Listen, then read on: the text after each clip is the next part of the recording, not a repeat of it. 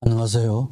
오늘은 소아정신질환, 학령기 정신질환 세 번째 시간입니다.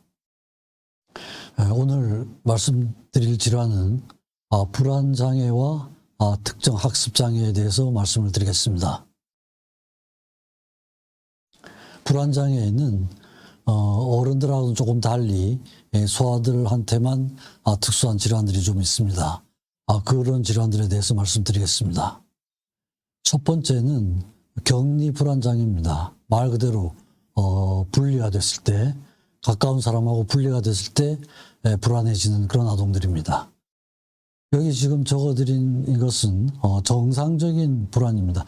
불안이라고 그래서 다 병적인 건 아닙니다. 유아기 때는 격리불안 낯가리기, 이건 7, 8개월, 8, 9개월에 나타나는 정상적인 불안 반응이죠. 어머니하고 애착 관계가 생기면서 일어나는 그런 반응이죠.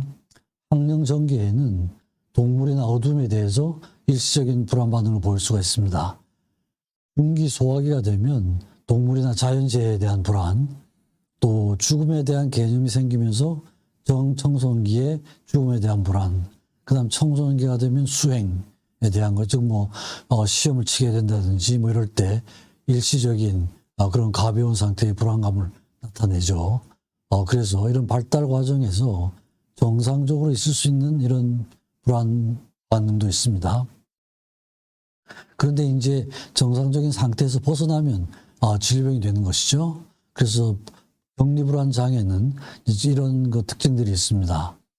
첫째는 격리가 예측되는 상황에서 심한 불안감을 느끼고 애착 관계에 있는 사람을 잃지는 않을까, 또는 그 사람에게 어떤 불행한 일이 생기지 않을까.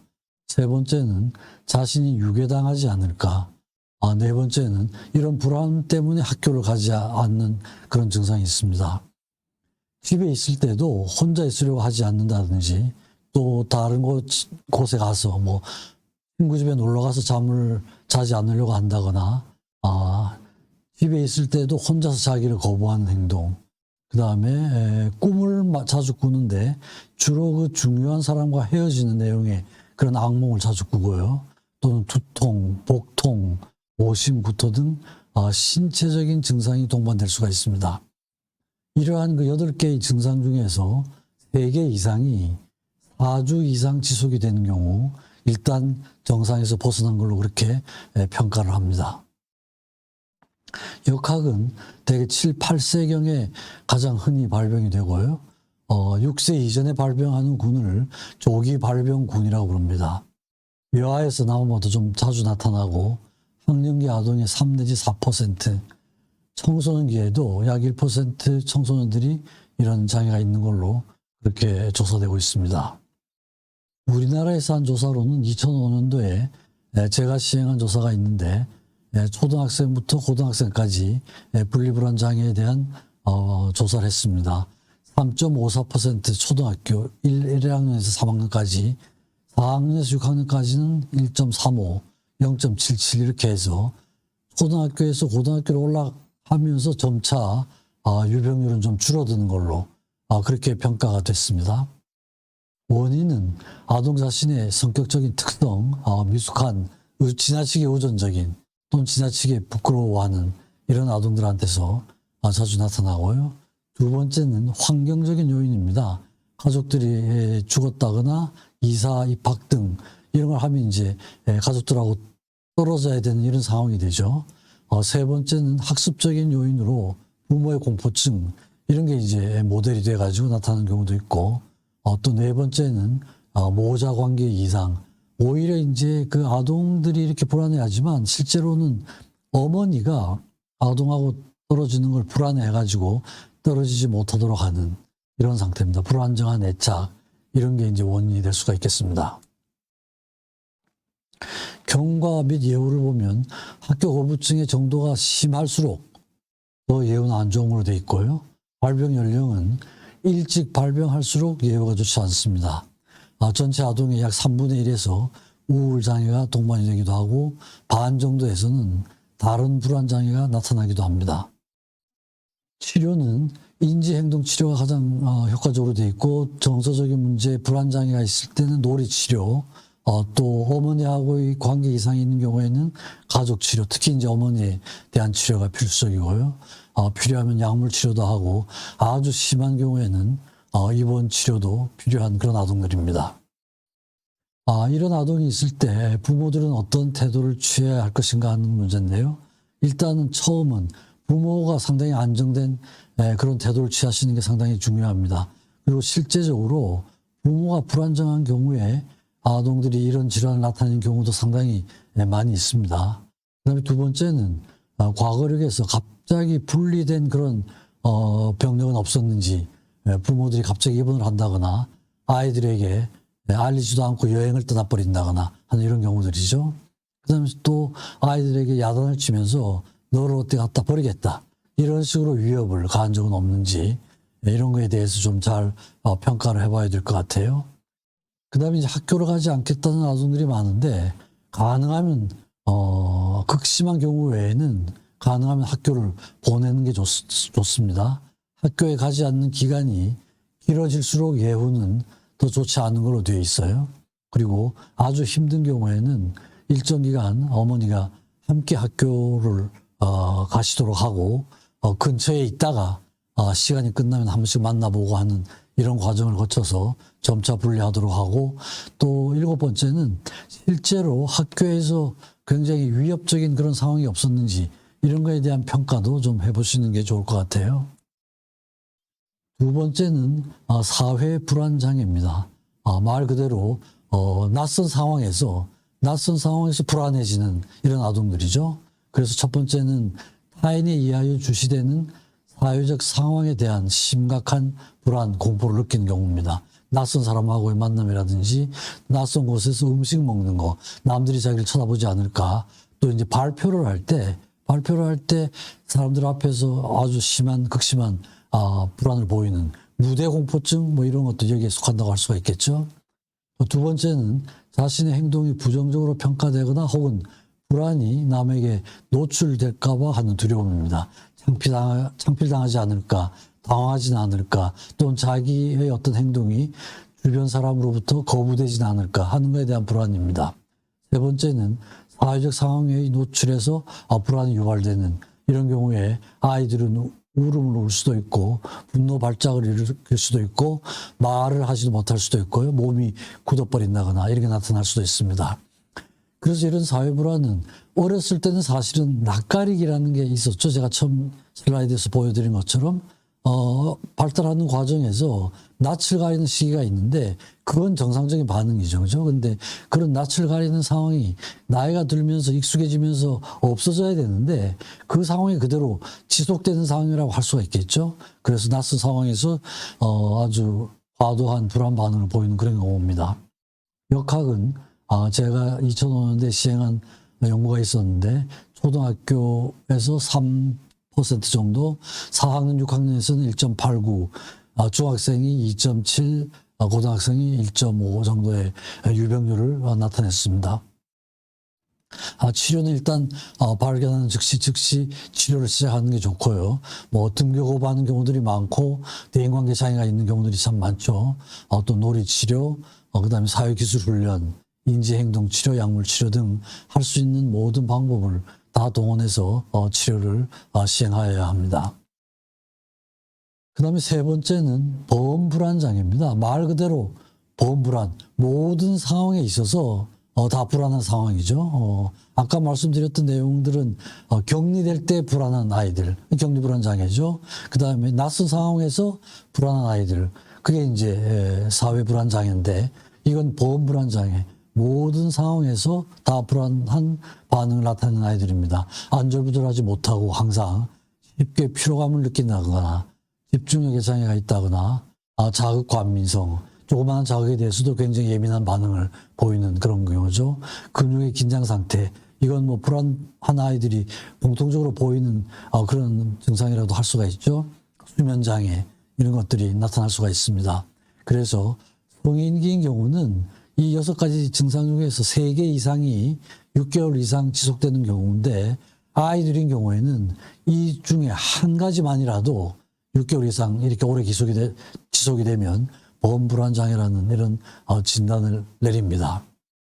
특히 이제 이 장애는 어린아이들한테서는 좀 다른 형태들의 증상들도 같이 나타나는데요. 학업성, 학교 들어간 아이들이 학업 수행에 대한 걱정, 운동 능력에 대한 걱정, 지나친 경쟁심, 그 다음에 시간을 아주 엄격하게 지키려고 한다든지, 질투심이 좀 과하다든지, 완벽주의적인, 지나치게 순응한 아이들. 그러니까 실제로 이런 아이들은 능력은 상당히 괜찮아요. 지능도 좋고, 운동도 잘하고 그러는데, 자신에 대한 기대치가 아주 높기 때문에 자신의 기대치에 비해서는 미치질 못하니까 불안해하는 이런 아이들입니다. 그러니까 객관적으로는 상당히 잘 하고는 있어요. 하고는 있는데 자신에 대한 기대치가 너무 높고 지나치게 완벽한 걸 추구하려고 하는 아이들한테서 자주 관찰되는 그런 장애입니다.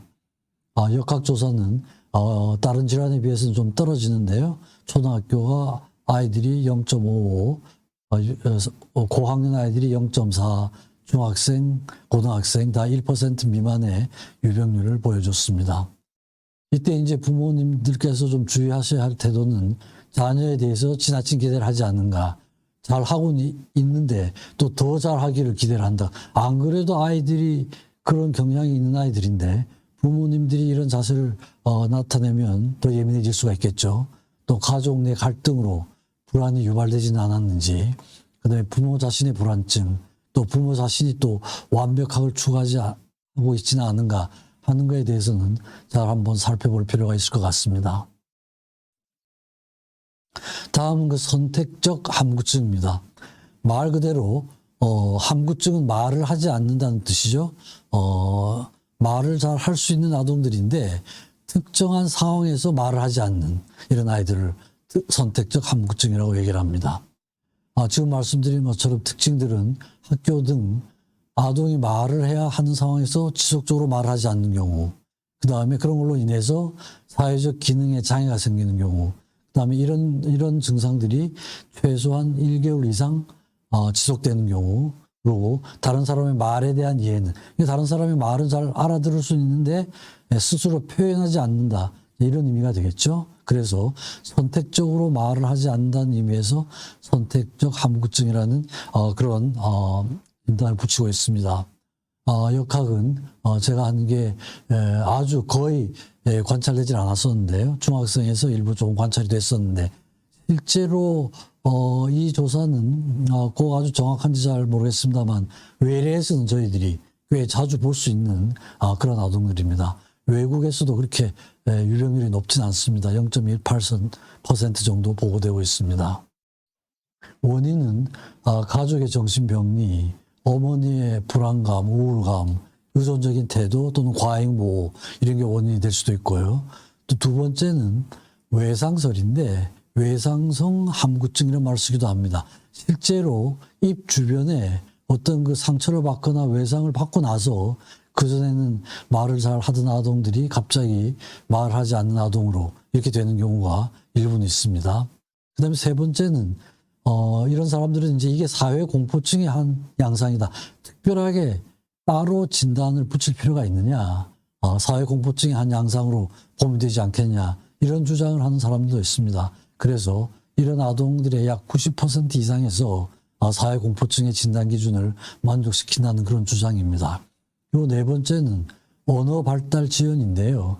실제로 이제 일반적으로는 언어 발달 자체에는 지장이 없습니다. 왜냐하면 학교나 뭐 이런 낯선 상황, 특별한 상황 외에는 집에서는 아주 말을 잘해요. 자기 표현하는 거나 뭐 알아듣는 거나 잘 하는 거죠. 그런 아동들인데 이런 아동 중에 일부는 언어 발달 지연이 있을 것이다. 이런 주장을 하는 그런 학자들이 좀 있습니다. 경과를 보면 대부분의 경우 수주일 또는 수개월이 지속이 되기도 하고 5 내지 10년 정도의 추적을 해보면은 약 반 정도에서는 호전이 되는 걸로 그렇게 보고가 되고 있습니다. 10세경까지 호전이 되지 않으면은 그 후의 예후는 아주 좋지 않을 걸로 그렇게 이제 예측을 할 수가 있겠습니다. 치료는 첫째는 치료 물론 부모도 포함이 되겠죠.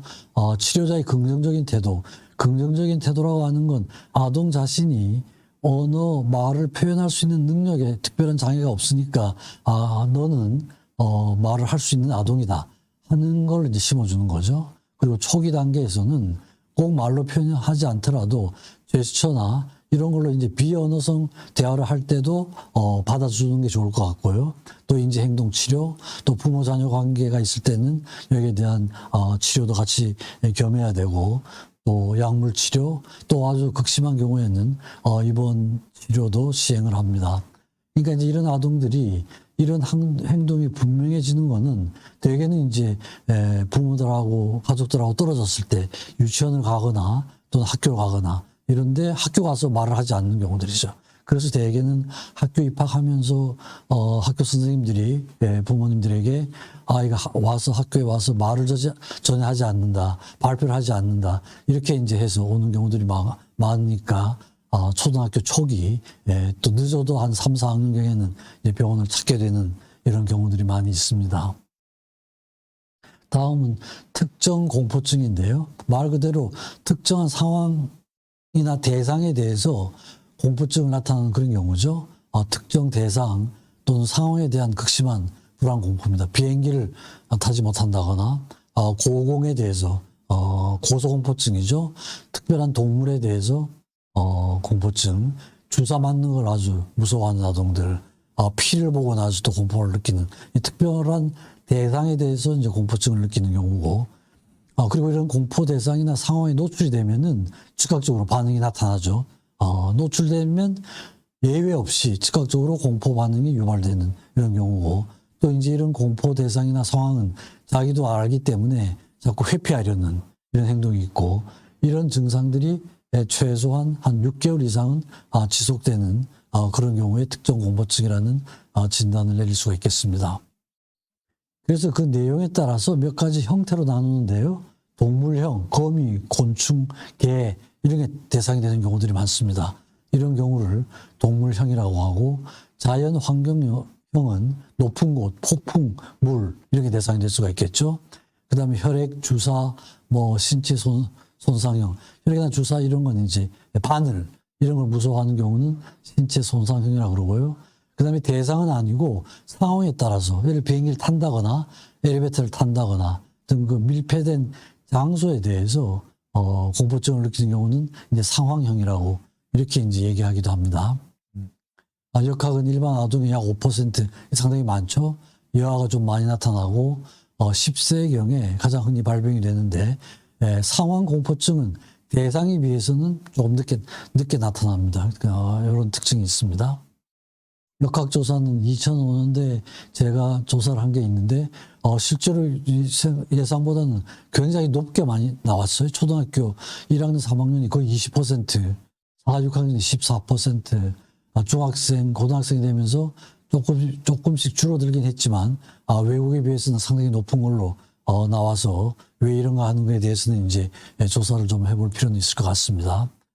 치료도 이제 행동 치료, 약물 치료, 놀이 치료 이런 치료를 종합적으로 시행을 해야 되고요. 부모님들은 이제 심하지 않은 경우는 아주 가볍게 나타나는 경우는 일단 관찰을 하지만 아까 말씀드린 것처럼 그렇게 진단적인 기준이 만족이 되면은 일단 이제 전문가를 찾아가도록 하시는 게 좋을 것 같고요. 또 어떤 대상인 경우는 부모님들과 함께 노출을 시도하실 수도 있을 것 같아요. 예를 들어서 어두운 곳을 무서워한다 그러면은 일단은 같이 그죠 아이들 데리고 가서 같이 있어보고 같이 있어도 특별한 일이 생기지 않는다는 이런 경험을 같이 하도록 하고요. 또 엘리베이터를 타지 못하는 그런 아동들이 있죠. 그러면 같이 엘리베이터를 타더라도 그 내에서 걱정하는 그런 상황은 일어나지 않는다는 걸 함께 경험하는 이런 경험을 좀 해볼 수가 있겠습니다. 그 다음에 이제 점진적인 노출인데 이건 부모님들이 시행하실 수도 있고 전문가들이 또 시행하는 그런 노출법인데 예를 들어서 개를 무서워하는 아이가 있다 그러면은 초기 단계에는 그림을 보여주죠. 아주 심한 아이들은 그림만 보고도 무서워할 수도 있습니다. 그 다음에 이제 장난감 개를 가지고 놀도록 해주고, 그 다음에 이제 강아지, 그 다음에 이제 개, 이런 식으로 해서, 약한 것부터 점차, 강한 것으로 이렇게 점진적으로 노출을 함으로써 적응하도록 도와주는 이런 방법을 시도해 보실 수가 있을 것 같습니다. 불안장애는 대개 이제 그렇게 말씀을 드리고요. 이제 말씀드릴 내용은 특정 학습장애입니다. 학습장애죠. 말 그대로 이제 학습장애입니다. 여기에는 크게 세 가지가 있습니다. 읽기장애가 있고, 그 다음에 산수학습장애가 있고, 쓰기장애가 있습니다. 그대로 보시면 여러분들 아실 수가 있겠죠. 읽는 능력이 떨어지는 아이들이 읽기장애죠. 그 다음에 산수, 다른 과목은 비교적 잘 하는데 산수 과목만 특별히 떨어지는 아이들이 있습니다. 이런 경우는 산수학습장애라고 그러죠.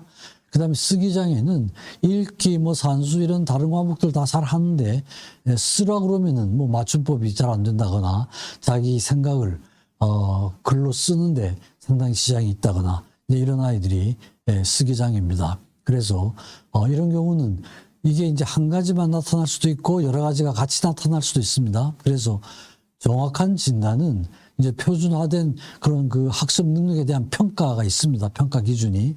그래서 이제 그 평가 기준을 사용을 해서 우리가 진단을 내리죠. 근데 대개 그 학년에 비해서 두 개의 학년이 떨어지면은 장애라고 생각하면 될 것 같아요. 예를 들어서 산수를 하는데 3학년 아이가 1학년 수준이다. 이렇게 판단이 되면, 평가가 되면 일단 장애가 있는 걸로 이렇게 보시면 될 것 같아요.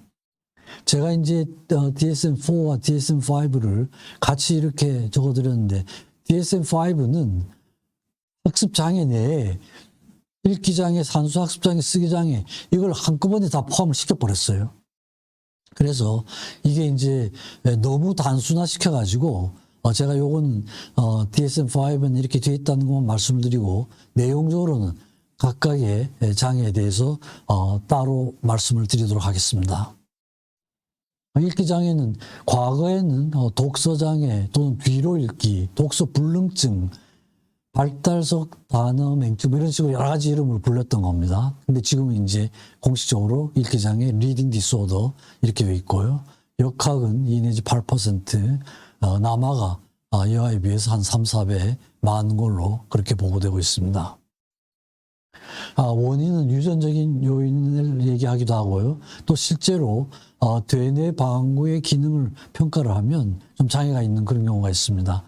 특히 좌뇌의 기능이 좀 떨어진다거나 좌뇌의 측두엽, 두정엽의 활성이 좀 떨어진다거나 또 기능적 뇌작이 공명 영상을 찍어보면 베르니케 영역은 저게 언어 영역이죠. 그 영역이 좀 떨어져 있다거나 이런 소견이 발견되기도 하는데 직접적인 원인 결과로 설명하기는 좀 어려운 점은 있습니다. 국제분류에서의 진단 지침을 보면은 단어나 단어의 일부를 생략하고 대치, 왜곡, 추가, 제대로 읽지 못하는 거죠. 글자 그대로. 읽는 속도가 좀 느리고 또 시작하는 문장의 시작이 좀 느릴 수도 있고요. 그 다음에 망설임이 길어질 수도 있고 또 위치를 놓칠 수도 있고요. 그 다음에 문장 중에 단어를 앞뒤 단어를 바꾸거나 단어에서 철자를 바꿔 읽는 거, 또 읽은 다음에 그 읽은 내용을 기억해내지 못하고 읽는 자체가 막 힘드니까 거기에 모든 에너지가 가니까 엉성하게 읽긴 하지만 뭘 읽었는지 기억을 하지 못하는 이런 경우입니다. 그리고 또 읽은 자료에서 결론이나 추론을 전체를 요약하고 하는 이런 능력이 좀 떨어지는 이런 아이들입니다. 대개 이제 한 7세경, 한 2학년 정도가 되면 장애가 뚜렷해지고요. 지능이 우수한 경우는 또 그 지능으로 자기의 장애를 어느 정도 보상을 할 수가 있으니까 한 4학년경까지 뚜렷하게 드러나지 않을 수도 있습니다. 또 소리를 내어 읽을 때 오류가 분명히 드러나기도 하죠.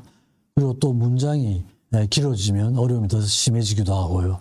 그러니까 읽기가 어려우니까 읽는 상황을 회피하고 읽을 때 불안감, 수치감, 자존심이 떨어진다거나 2차적으로 우울증이 나타날 수도 있습니다. 경과 및 예후를 보면 치료를 일찍 시작하면은 당연히 예후가 괜찮겠죠. 또 지능이 좋은 경우에는 또 치료에 대한 반응도 비교적 좋은 걸로 되어 있습니다. 그리고 3학년 때까지 치료가 지속되지 않으면은 이건 성인까지 지속될 수도 있으니까 가능하면 빨리 발견되는 대로 치료를 시작하는 게 좋을 것 같습니다. 치료는 특수 교육을 하신 분들이 주로 이제 치료를 담당을 하는데 특수교육. 그렇지만 치료하는 과정에서는 특히 이제 아동들하고의 긍정적인 관계가 상당히 중요하고 또 도움받을 수 있는 감정적인 행동상의 문제도 같이 치료를 해야 되겠고요. 부모하고의 상담도 상당히 중요한 과정이 되겠습니다. 두 번째는 산수 학습 장애입니다. 말 그대로 산수가 잘 안 되는 아동들이죠. 그래서 과거에는 계산 능력 장애, 계산 불능증, 뭐 선천성 산술 장애, 발달성 산술 장애 이런 식으로 이제 기술이 됐었는데 지금은 이제 산수 학습 장애로 이렇게 이제 진단명은 그렇게 명명이 됐습니다. 역학은 연구자에 따라서 차이가 좀 많은데 학령기 아동의 5 내지 15% 이것도 이하가 좀 많고요. 우리나라 연구에서는 초등학교 3, 4학년 1154명을 대상으로 해서 연구된 게 있는데 1985년도에 3.8%가 산수학습장애라는 보고가 있었고 초등학교 6학년 11세경 대상으로 해서는 1.17% 차이가 꽤 있습니다만 2001년도에 국립특수교육원에서 보고한 바가 있습니다. 원인은 이것도 유전적인 요인을 좀 생각할 수가 있고 신경학적인 결함인데요. 이건 이제 우측 대뇌 방구의 장애, 특히 후두엽의 기능이 좀 떨어진 거, 측두엽은 좌측의 기능이 좀 떨어졌다는 이런 보고가 있습니다.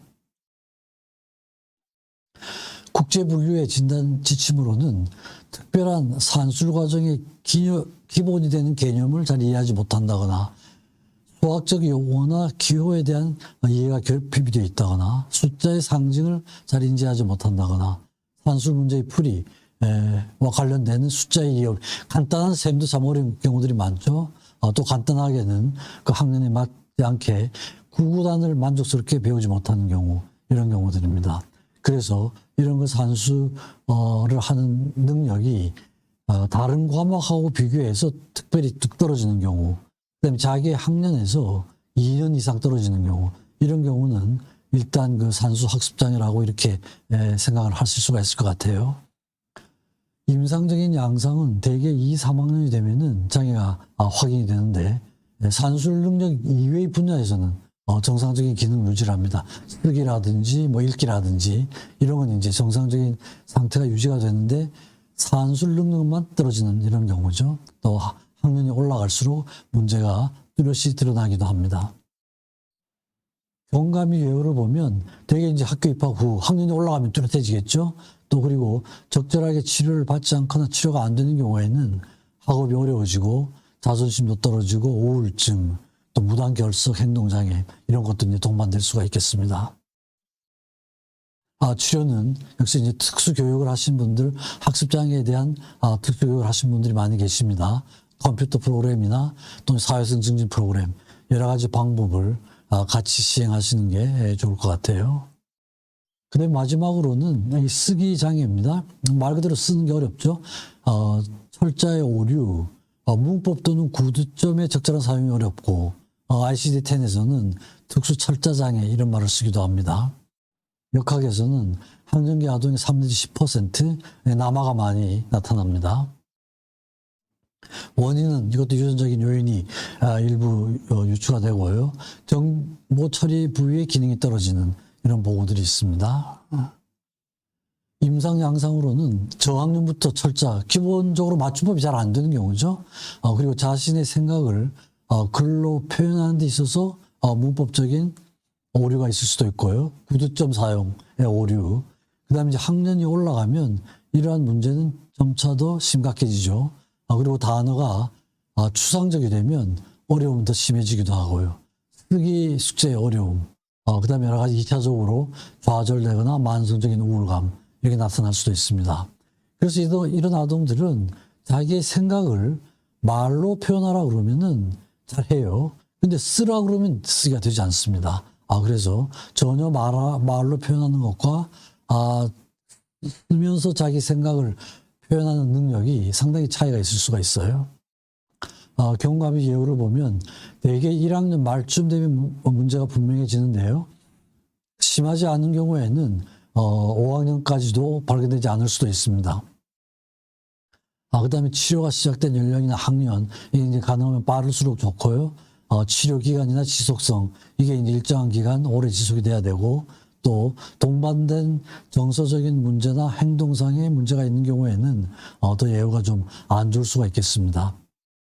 치료는 이것도 역시 특수교육, 1:1 특수교육, 그 다음에 교육 과정에서 치료자와 환자하고의 좋은 관계 형성이 중요하고, 동반된 정서적인 또는 행동상의 문제가 있으면은 함께 치료를 해줘야 될 그런 과제가 있습니다. 이런 아동들에 대한 부모의 태도는 자신감을 잃는 경우들이 많죠. 뭐 딱 특수한 분야가 자기 능력이 발휘가 되질 않으니까. 그래서 자신감을 잃지 않도록 격려를 해주는 게 중요하고, 또 이제 야단치고 이러는 걸 좀 조심을 해야 되겠죠. 아이가 의도적으로 그러는 게 아니죠. 단지 능력이 따라가질 않고 장애가 있기 때문에 생기는 문제니까 너는 모자란 아이가 아니야. 단지 산수 과목이 쓰기가 또는 읽기가 다른 과목에 비해서 좀 어려울 뿐이야. 이런 식으로 좀 격려를 해주시는 게 좋을 것 같고요. 그다음에 단계적인, 그러니까 이제 그 과목마다 수준이 다르니까 떨어져 있는 과목은 그 단계부터 시작을 해야 되겠죠. 그래서 그 학년하고 관계없이 그 학습의 단계에 맞춰서 이제 학습을 지도를 하셔야 될 것 같고요. 또 어려우면은 부모님들이 항상 도움을 줄 수 있다는 그런 메시지를 전달을 해주시는 게 좋을 것 같습니다. 그리고 학습 시간은 처음엔 좀 짧게 하다가 자주 하는 걸로 하고 점차 좀 길게 이겨나갈 수가 있으면 좋을 것 같습니다. 그 다음에 이제 또 쓰기 장애가 있는 경우에는 쓰는 걸 이제 연습을 해야 되는데, 일기 쓰기 같은 걸 좀 연습을 시켜볼 수가 있을 것 같아요. 굉장히 힘들어해요. 한 줄 쓰고 두 줄 쓰고 이러다가 다 쓰질 못하죠. 그래서 제가 이제 외래에서 보던 아이 중에도 이런 아이가 있어서 한번 쓰기를 시켜본 적이 있어요. 그래서 한 달에 한 번씩 일기장을 갖고 와서 제가 체크를 하는데, 항상 날씨가 어땠다, 학교 다녀왔다, 이제 이 두 줄밖에 쓰질 않았어요, 이 아동들이. 그래서 제가 숙제를 한 줄만 더 쓰라고 그랬어요, 일기를. 한 줄 더 쓰라고 그랬는데, 쓰지를 못하더라고요. 쓰지를 못하고, 쓰긴 써야 되겠고, 숙제니까, 쓰지를 못해요. 그래서 갖고 왔는데 보니까 세 번째 줄은 오늘은 일기를 썼다. 이게 한 달 내내 계속된 그런 아동들이 있었습니다.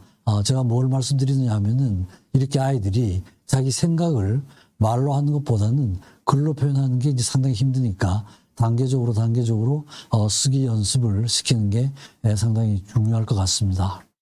그래서 오늘은 이제 불안장애, 아동들한테서 흔히 나타나는 불안장애와 또 학년기 아동들한테서 흔히 관찰되는 학습장애에 대한 말씀을 드렸습니다. 그래서 이제 학년기 아동장애에 대해서는 오늘로 이 강의 시간을 마치고, 다음 시간에는 아동들의 뇌의 발달에 대해서 말씀을 드리도록 하겠습니다.